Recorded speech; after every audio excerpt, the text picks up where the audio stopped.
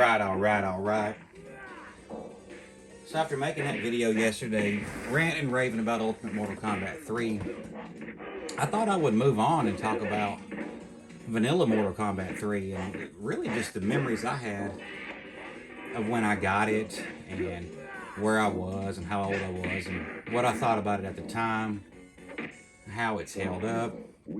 Once again, this is emulation right here, but it's virtually identical as far as I can tell to the cartridge. I don't even notice any lag or anything in it.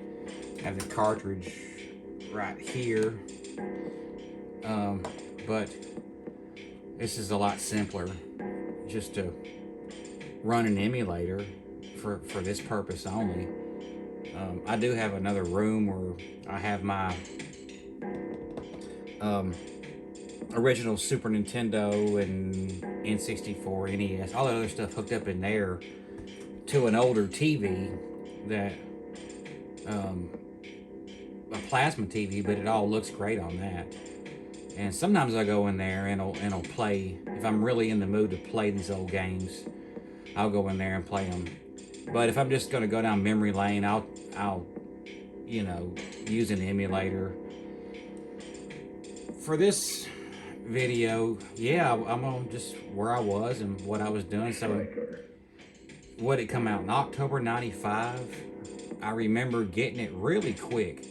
Actually, my sister was working at Target, and so when the game came out, I don't know how I scrounged up 50, 60 bucks, whatever it was I gave her, but she had a copy waiting on me. So I got this game day one. Like when she got off work, I had it that night. And I want to say I was probably cutting grass. This was 95, so I was 14 years old.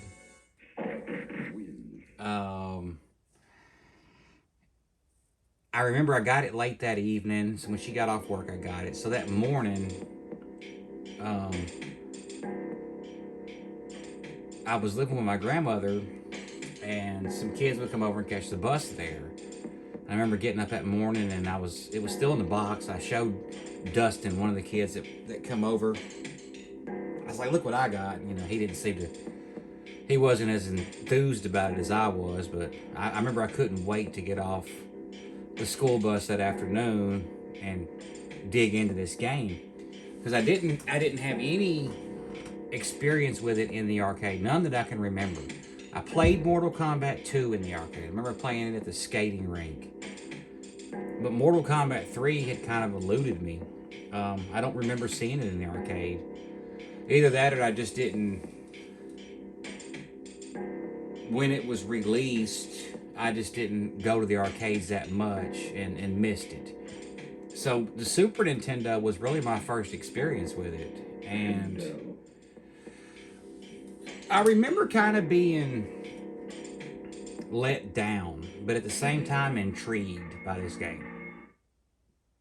It was so different than MK2 with the combos and the earthly tone that it had to it. Mortal Kombat 2 was in the outworld and darker, and this game almost had an over-the-top element to it. And once I got the hang of some of the combos, and I remember Sub-Zero. Let's see if I can still do a few things. Human Sub-Zero was the first character that I caught on to doing some of the combos. Once again, I'm not going to do any Scott stuff or these other menus. This is just a real quick trip down memory lane. But Sub-Zero was one of the first characters that I picked up on, just the 3-hit combos. And I really enjoyed the gameplay of this game. Once I got, initially, once I got into it, I was kind of let down by it. But once I got into the gameplay, I was kind of hooked, and I wound up getting this version on the Sega Genesis too. So probably about 96. I don't know if I got it in 95 or not, but in 96 I had the version for Super Nintendo and Genesis. and then went on to get the PlayStation version, but much later on, after I got a PlayStation. So, and, you know, in a lot of regards,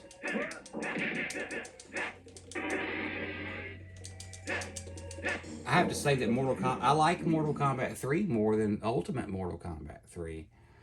Round 2. Fight. I'm not paying attention to what I'm doing, but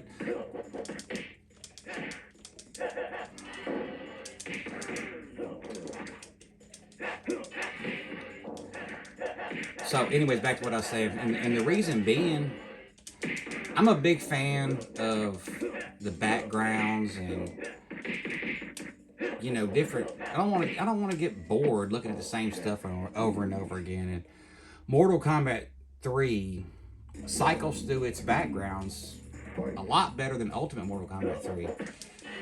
So as I was saying on my last video, Ultimate Mortal Kombat 3 on the Super Nintendo had like a total of 7 backgrounds, and 4 of them it just ran through over and over again. You only got to see the last couple of backgrounds fighting Motaro and Shao Kahn. So that was a real bummer. I would have rather we lost a couple characters or something to squeeze in just something else, even if it was just a subway level. So, you know, this game offered a lot more backgrounds, and you just wasn't stuck in the repetitious cycle. I just lost it, and I really don't care. And even the Ultimate Mortal Kombat 3 arcade version gets stuck cycling through the same backgrounds. You have to play the highest tower level to get it to finally break from that. See if I can do a 6-hit combo on this controller. I'm used to doing it on the joysticks because I have the Arcade 1-Up Deluxe. On the Arcade 1-Up Deluxe, I can do his 6-hit combos and fatalities and stuff by putting a controller in my hand. The muscle memory isn't there. I haven't played this with a controller consistently in a long time.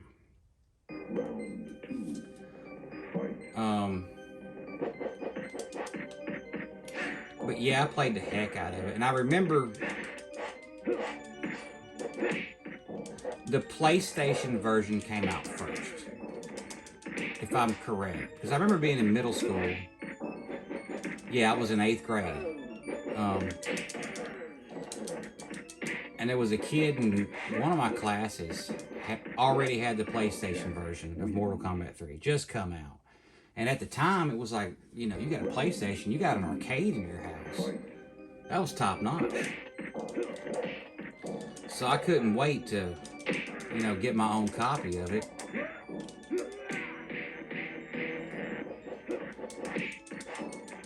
So comparing this to the arcade game, you know, now that I have the arcade game, I mean, it's fine. It does the job. When you're really into it and playing it, you kind of forget about the sprites being smaller and the health bars being drastically different than the arcade version.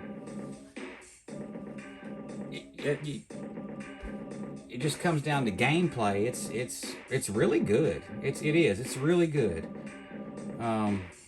It's not quite on par with Mortal Kombat 2. That was the Super Nintendo masterpiece, Mortal Kombat 2. That was the best they ever did. But it holds up on its own against the arcade version. I really wish the graveyard would have been left in this game. And you know, what I remember, early images and stuff that I saw of this game back a long time ago when I was reading Game Pro magazines and stuff, I think it was in the game. I think it got pulled near the end of development.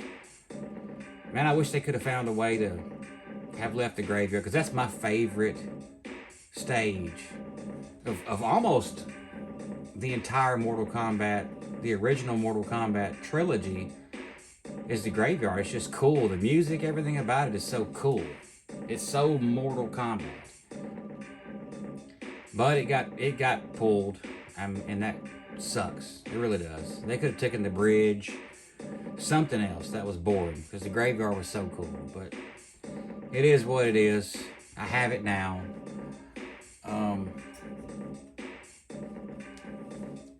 Yeah, this was a pretty solid version. Real colorful. Plays really well. I was thrilled with it. I played the crap out of it up until I got Mortal Kombat Trilogy. I think was my next Mortal Kombat game for the PlayStation several years later. I played the crap out of this game, and that's all I got to say about it. I'm gonna be thinking about what to say about the next one I'm gonna do. I'm gonna do Mortal Kombat 2 next, and that's a big one. That was the most anticipated, I think, video game cartridge I ever got my hands on, and so I can't wait to talk about that. For those of you that check this out, thanks.